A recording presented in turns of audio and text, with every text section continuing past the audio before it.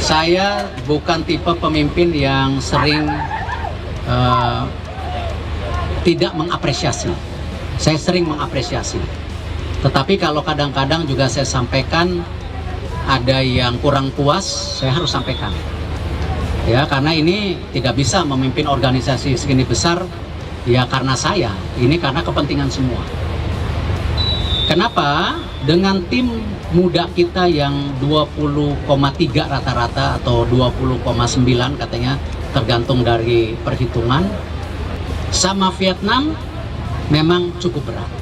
Sama Filipina mestinya bisa draw. Ya, itu hitungan. Ya, karena saya yakin ya tim nasional muda kita sangat baik. Ya, sangat baik. Kita bisa lihat. Nah, jadi saya sangat berterima kasih untuk para pemain yang sudah berjuang. Ya, bahkan ada beberapa yang dari klub luar negeri harus pulang memperkuat. Ya, padahal ada yang udah jadi starter, ada yang ini. Ya, tapi saya yakin jumlah pemain kita cukup.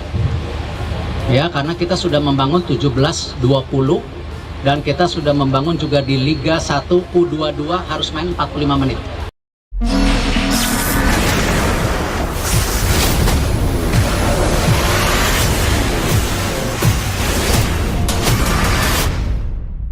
Keputusan Erick Thohir usai Indonesia telan kekalahan melawan Vietnam di laga Piala AFF di Stadion PH Hutong, Jakarta. Pertandingan sengit antara Indonesia melawan Vietnam dalam ajang Piala AFF 2024 yang digelar di Stadion PH Hutong, Ho Chi Minh City, pada 14 Desember 2024, berakhir dengan kekalahan pahit bagi timnas Indonesia.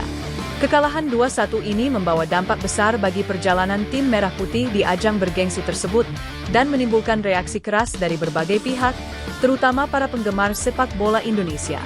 Di tengah kekecewaan besar, keputusan yang diambil oleh Erick Thohir, Presiden PSSI, pasca kekalahan ini mencuri perhatian banyak pihak. Kekalahan yang mengecewakan.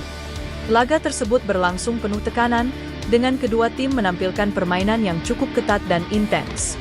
Timnas Indonesia sempat unggul lebih dulu berkat gol indah dari Egy Maulana Fikri di menit ke-33. Namun, keunggulan itu tak bertahan lama.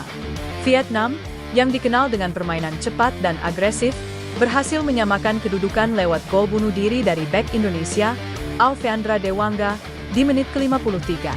Selang beberapa menit, Vietnam berhasil membalikkan keadaan dengan gol dari Nguyen Tuan An di menit ke-63 yang membuat skor menjadi 2-1. Meskipun Indonesia berusaha keras untuk mengejar ketertinggalan, serangan demi serangan yang dilancarkan tidak mampu menembus lini pertahanan Vietnam yang solid.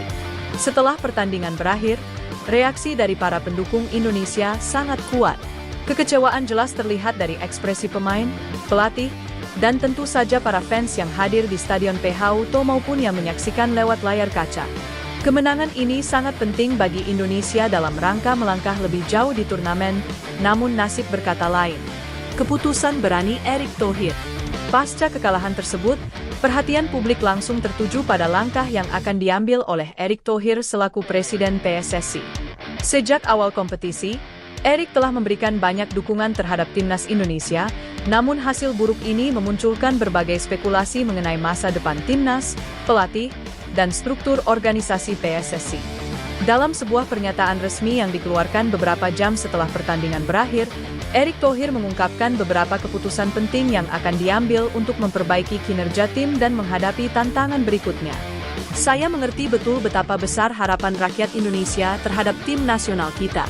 Kekalahan ini sangat mengecewakan, bukan hanya bagi kami di PSSI, tapi juga untuk seluruh masyarakat Indonesia.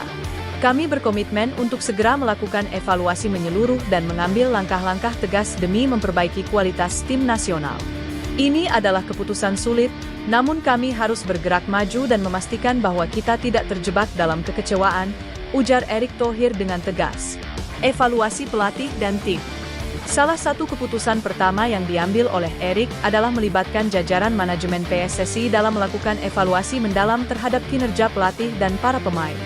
PSSI menilai bahwa meskipun pelatih Shin Tae-yong memiliki pengalaman internasional yang cukup besar, performa tim di laga tersebut menunjukkan adanya kelemahan dalam hal strategi dan penguasaan permainan. Menurut sumber internal PSSI, Erick Thohir memberikan waktu seminggu untuk melakukan rapat evaluasi yang melibatkan pelatih, manajer tim, serta anggota komite teknis PSSI. Evaluasi ini akan dilakukan secara menyeluruh, tidak hanya terhadap pelatih tetapi juga terhadap program pelatihan dan pengembangan pemain. Kami akan memastikan bahwa setiap keputusan yang diambil berdasarkan fakta dan analisis yang objektif, tambah Erick dalam pernyataan resmi tersebut. Rencana pengembangan pemain muda. Selain itu, Erick Thohir juga menekankan pentingnya memperkuat program pengembangan pemain muda di Indonesia.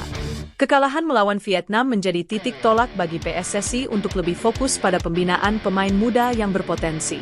Dalam beberapa bulan ke depan, PSSI berencana untuk meningkatkan kerjasama dengan klub-klub Liga 1 dan Liga 2 untuk memastikan bahwa pemain muda Indonesia mendapatkan kesempatan bermain di level yang lebih tinggi, serta dilatih dengan standar internasional. Kedepan, kita akan meningkatkan sistem pembinaan pemain muda, memastikan bahwa setiap pemain berbakat mendapatkan kesempatan yang sama untuk berkembang, baik di level klub maupun tim nasional. Kami juga akan memperluas kerjasama dengan akademi-akademi internasional untuk memastikan kualitas latihan dan pendidikan sepak bola yang lebih baik, ujar Erick. Reformasi di PSSI. Erick Thohir juga mengungkapkan bahwa PSSI akan melakukan reformasi struktural dalam tubuh organisasi sepak bola Indonesia. Hal ini, menurutnya, diperlukan untuk mengoptimalkan pengelolaan tim nasional dan memaksimalkan potensi pemain Indonesia. Sebagai bagian dari reformasi, PSSI akan mengevaluasi sistem seleksi pemain, program pelatihan, serta pendekatan manajerial yang ada. Ini adalah bagian dari langkah besar untuk memperbaiki wajah sepak bola Indonesia. Kami akan bekerja keras agar perubahan ini memberikan dampak positif dalam jangka panjang.